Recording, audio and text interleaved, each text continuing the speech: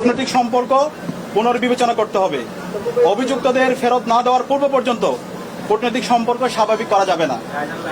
এই দাবি অনতিবিলম্বে না মানা হলে এবং আইন শৃঙ্খলা পরিস্থিতি দৃশ্যমান পরিবর্তন না দেখাতে পারলে স্বরাষ্ট্র উপদেষ্টা, আইন উপদেষ্টা এবং পররাষ্ট্র উপদেষ্টাকে পদত্যাগ করতে হবে।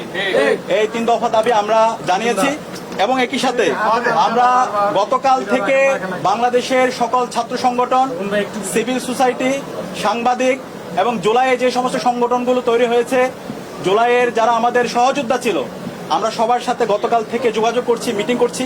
ছাত্রদল, ছাত্র শিবির, ইন্ডিপেন্ডেন্ট অ্যাক্টিভিস্ট এবং বামপন্থী সংগঠন, ইসলামিক সংগঠন এবং সব ধরনের নাগরিক, ছাত্র এবং নাগরিকদের সাথে আমরা যোগাযোগ করেছি।